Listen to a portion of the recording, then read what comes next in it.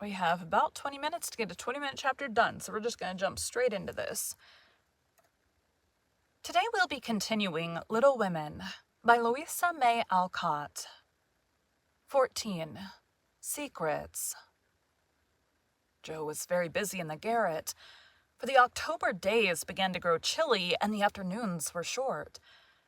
For 2 or 3 hours the sun lay warmly in the high window, showing Jo seated on the old sofa, writing busily with her papers spread out upon a trunk before her, while Scrabble, the pet rat, promenaded the beams overhead, accompanied by his oldest son, a fine young fellow who was evidently very proud of his whiskers. Quite absorbed in her work, Jo scribbled away till the last page was filled, when she signed her name with a flourish and threw down her pen, exclaiming, "There, I've done my best. If this won't suit, I shall have to wait till I can do better." Lying back on the sofa, she read the manuscript carefully through, making dashes here and there and putting in many exclamation points, which looked like little balloons when she tied it up with a smart red ribbon and sat a minute looking at it with a sober, wistful expression, which plainly showed how earnest her work had been. Jo's desk up here was an old tin kitchen, which hung against the wall. In it, she kept her papers and a few books, safely shut away from Scrabble, who, being likewise of a literary turn, was fond of making a circulating library of such books as were left in his way, by eating the leaves. From this tin receptacle, Jo produced another manuscript, and putting both in her pocket, crept quietly downstairs, leaving her friends to nibble her pens and taste her ink. She put on her hat and jacket as noiselessly as possible, and going to the back entry window, got out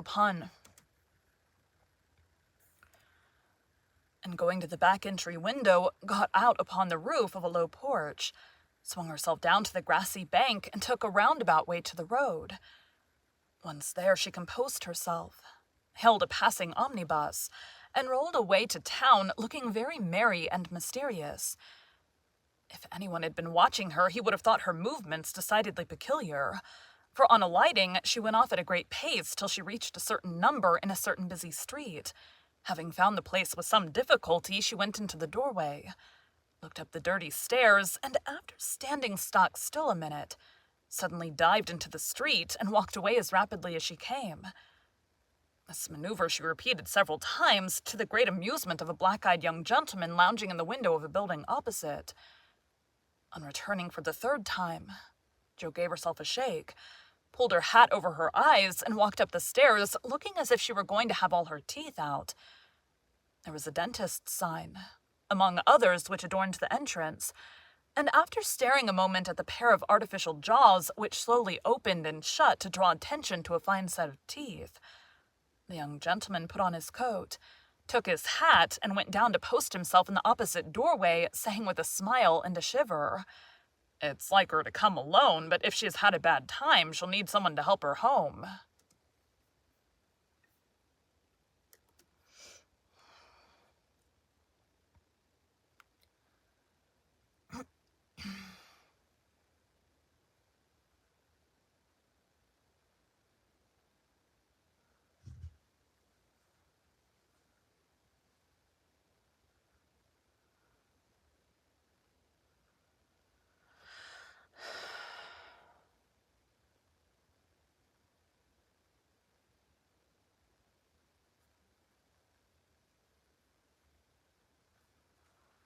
Okay, that's Lori.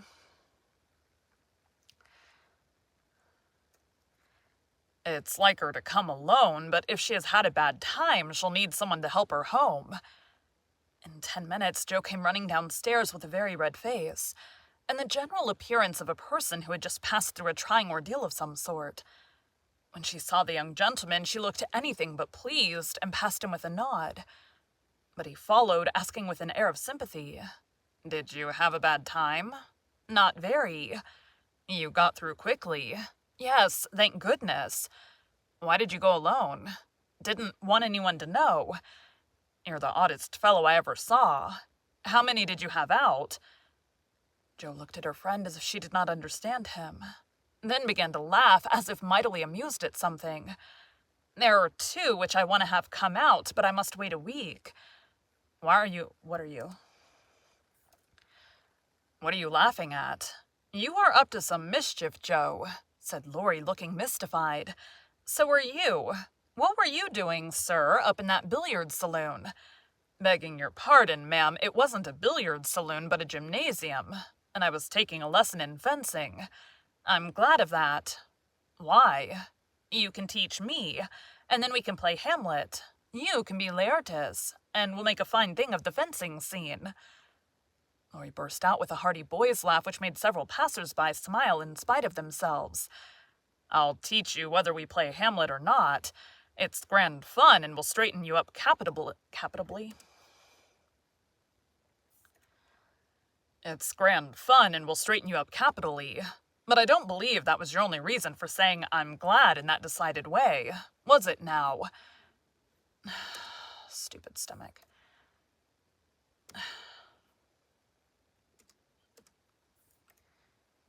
Was it now? No, I was glad that you were not in the saloon, because I hope you never go to such places. Do you? Not often. I wish you wouldn't. It's no harm, Joe, I have billiards at home. But it's no fun unless you have good players. So as I'm fond of it, I come sometimes and have a game with Ned Moffat or some of the other fellows. Oh, dear, I'm so sorry, for you'll get to liking it better and better, and will waste time and money, and grow like those dreadful boys. I did hope you'd stay respectable and be a satisfaction to your friends, said Jo, shaking her head. Can't a fellow take a little innocent amusement now and then without losing his respectability? Asked Laurie, looking nettled. That depends upon how and where he takes it. I don't like Ned and his set, and wish you'd keep out of it. Mother won't let us have him at our house, though he wants to come. And if you grow like him, she won't be willing to have us frolic together as we do now. Won't she? Asked Laurie anxiously. No, she can't bear fashionable young men, and she'd shut us all up in bandboxes rather than have us associate with them. Well, she needn't get out her bandboxes yet. I'm not a fashionable party and don't mean to be. But I do like harmless larks now and then. Don't you? Yes, nobody minds them, so lark away. But don't get wild, will you? Or there'll be an end of all our good times. I'll be a double distilled saint. I can't bear saints. Just be a simple, honest, respectable boy, and we'll never desert you. I don't know what I should do if you acted like Mr. King's son. He had plenty of money, but didn't know how to spend it, and got tipsy and gambled and ran away and forged his father's name, I believe, and was altogether horrid. You think I'm likely to do the same? Much obliged. No, I don't. Oh dear, no, but I hear people talking about money being such a temptation. And I sometimes wish you were poor. I shouldn't worry then. Do you worry about me, Jo? A little, when you look moody or discontented, as you sometimes do. For you've got such a strong will, if you once get started wrong. I'm afraid it would be hard to stop you. Laurie walked in silence a few minutes, and Jo watched him, wishing she had held her tongue, for his eyes looked angry, though his lips still smiled as if it...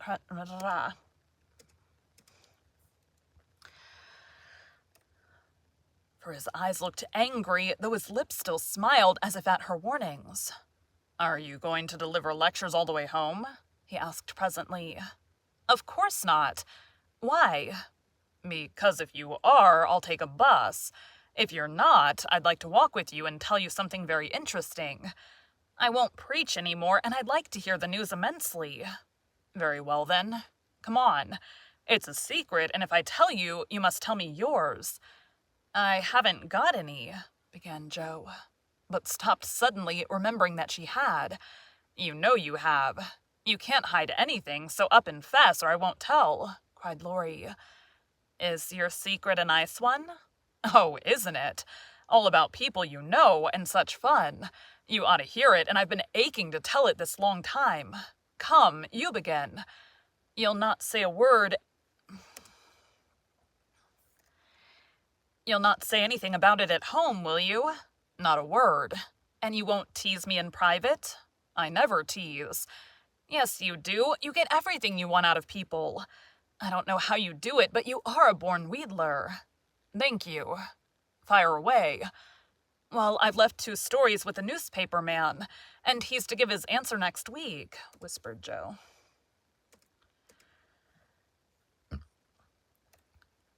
Well, I've left 2 stories with a newspaper man, and he's to give his answer next week," whispered Jo in her confidante's ear. "Hurrah for Miss March, the celebrated American authoress!" cried Laurie, throwing up his hat and catching it again, to the great delight of 2 ducks, 4 cats, 5 hens, and half a dozen Irish children, for they were out of the city now. "Hush, it won't. Hush. It won't come to anything, I dare say. But I couldn't rest till I had tried, and I said nothing about it, because I didn't want anyone else to be disappointed. It won't fail. Why, Jo, your stories are works of Shakespeare compared to half the rubbish that is published every day. Won't it be fun to see them in print, and shan't we feel proud of our authoress?" Jo's eyes sparkled. For it is always pleasant to be believed in, and a friend's praise is always sweeter than a dozen newspaper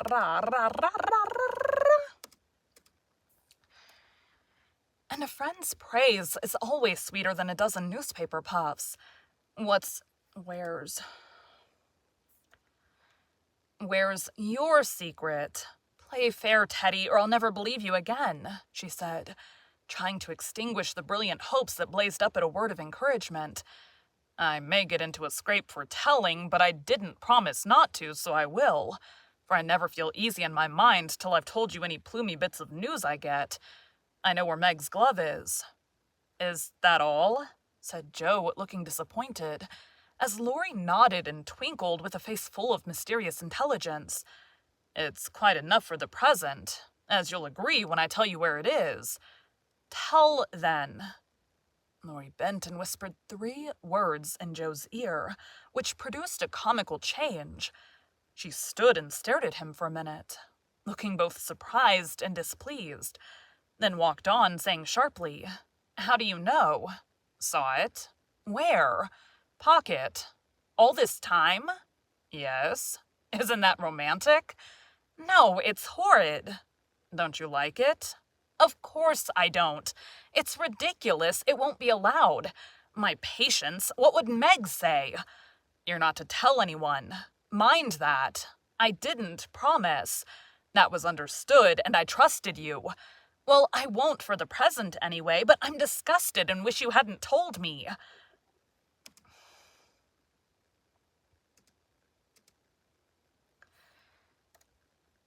"I thought you'd be pleased. At the idea of anybody coming to take Meg away? No, thank you. You'll feel better about it when somebody comes to take you away." "I'd like to see anyone try it," cried Jo fiercely. "So should I." And Laurie chuckled at the idea. "I don't think secrets agree with me. I feel rumpled up in my mind since you told me that," said Jo rather ungratefully. "Race down this hill with me and you'll be all right," suggested Laurie. No one was in sight. The smooth road sloped invitingly before her, and finding the temptation irresistible, Jo darted away, soon leaving hat and comb behind her, and scattering hairpins as she ran. Laurie reached the goal first, and was quite satisfied with the success of his treatment, for his Atalanta...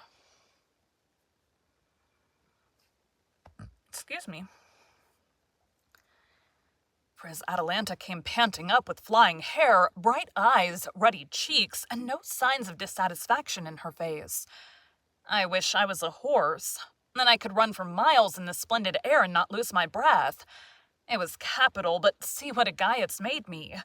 Go pick up my things like a cherub as you are," said Jo, dropping down under a maple tree which was carpeting the bank with crimson leaves.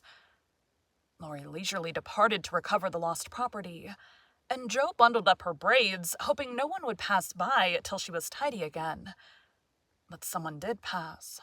And who should it be but Meg, looking particularly ladylike in her state and festival suit, for she had been making calls. "What in the world are you doing here?" she asked, regarding her disheveled sister with well-bred surprise.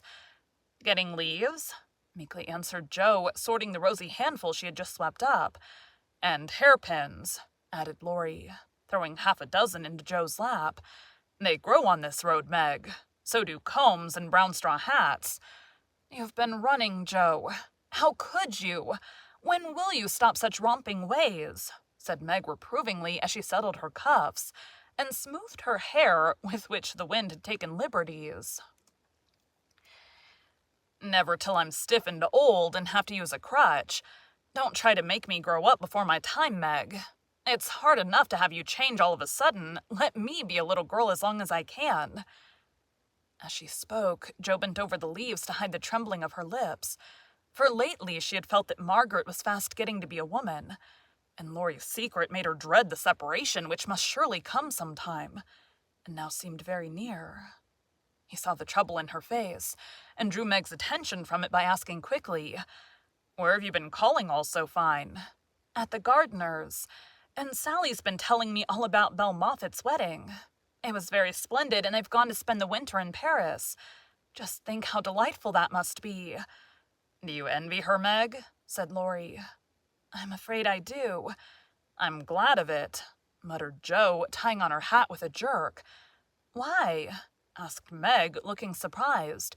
"Because if you care much about riches, you will never go and marry a poor man," said Jo, frowning at Laurie, who was mutely warning her to mind what she said.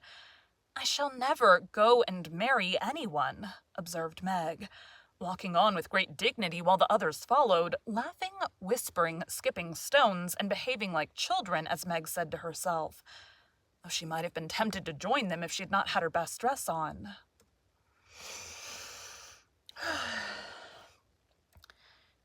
For a week or two, my stomach's making noises. For a week or two, Jo behaved so queerly that her sisters were quite bewildered. She rushed to the door when the postman rang and was rude to Mr. Brooke whenever they met, would sit looking at Meg with a woe-begone face, occasionally jumping up to shake and then to kiss her in a very mysterious manner. Laurie and she were always making signs to one another and talking about spread eagles, till the girls declared they had both lost their wits. On the second Saturday after Jo got out of the window, Meg, as she sat sewing at her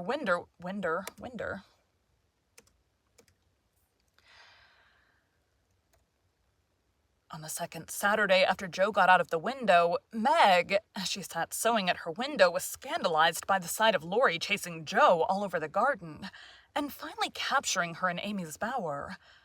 What went on there Meg could not see, but shrieks of laughter were heard, followed by the murmur of voices and a great flapping of newspapers. "What shall we do with that girl? She never will behave like a young lady," sighed Meg, as she watched the race with a disapproving face. "I hope she won't.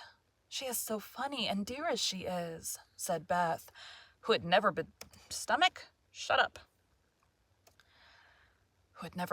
that she was a little hurt at Jo's having secrets with anyone but her. "It's very trying, but we never can make her comme il faut," added Amy, who sat making some new frills for herself with her curls tied up in a very becoming way. Two agreeable things which made her feel unusually elegant and ladylike. In a few minutes, Jo bounced in, laid herself on the sofa, and affected to read. "Have you anything interesting there?" asked Meg with condescension. "Nothing but a story. Won't amount to much, I guess," returned Jo, carefully keeping the name of the paper out of sight. "You'd better read it aloud. That will amuse us and keep you out of mischief," said Amy in her most grown-up tone. "What's the name?" asked Beth, wondering why Jo kept her face behind the sheet. "The Rival Painters." "That sounds well. Read it," said Meg.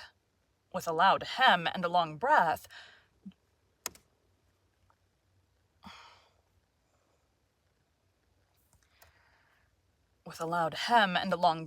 Jo began to read very fast. The girls listened with interest, for the tale was romantic and somewhat pathetic, as most of the characters died in the end. "I like that about the splendid picture," was Oh my God. Shut up! "I like that about the splendid picture," was Amy's approving remark as Jo paused. "I prefer the Lovering part. Viola and Angelo are two of our favorite names. Isn't that queer?" said Meg, wiping her eyes, for the Lovering part was tragical. "Who wrote it?" asked Beth, who had caught a glimpse of Jo's face. The reader suddenly sat up, cast away the paper, displaying a flushed countenance, and with a funny mixture of solemnity and excitement replied in a loud voice, "Your sister. You? Damn it! I forgot to turn the stupid notifications off." "You?" cried Meg, dropping her work. "It's very good," said Amy critically. "I knew it. I knew it. Oh, my Joe, I am so proud." And Beth ran to hug her sister and exult over this splendid success. Dear me, how delighted they all were, to be sure. How Meg wouldn't believe it till she saw the words Miss Josephine March actually printed in the paper. How graciously Amy criticized the artistic parts of the story and offered hints for a sequel, which unfortunately couldn't be carried out, as the hero and heroine were dead. How Beth got excited and skipped and sung with joy. Now Hannah came... I don't know why this is telling you about something that's happening on Friday. Seriously? All right, Hannah. Goodness only knows. How Hannah came in to exclaim, "Sakes alive, will I never!" in great astonishment at that Joe's doin's. How proud Mrs. March was when she knew it. How Joe laughed with tears in her eyes as she declared she might as well be a peacock and done with it. And how the spread eagle might be said to flap his wings triumphantly over the house of March as the paper passed from hand to hand. Tell us about it. When did it come? How much did you get for it? What will Father say? Won't Laurie laugh?" cried the family all in one breath as they clustered about Joe. For these foolish, affectionate people made a jubilee of every little household joy. "Stop jabbering, girls, and I'll tell you everything," said Joe, wondering if Miss Burney felt any grander over her Evelina than she did over her rival painters.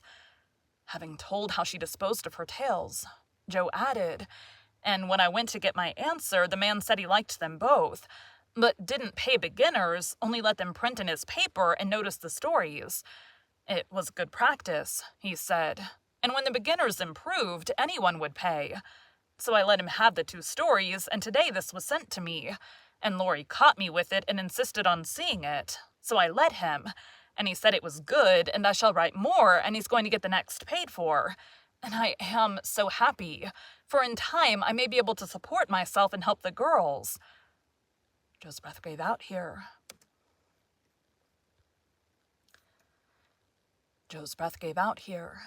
And wrapping her head in the paper, she bedewed her little story with a few natural tears. For to be independent and earn the praise of those she loved were the dearest wishes of her heart. And this seemed to be the first step toward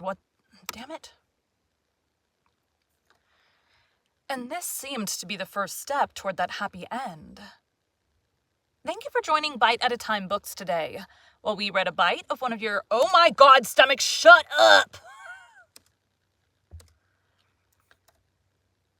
Thank you for joining Bite at a Time Books today, while we read a bite of one of your favorite classics.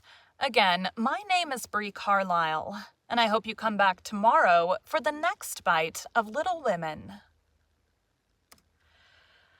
Swear to God, stomach, so noisy. Anyways, thanks guys.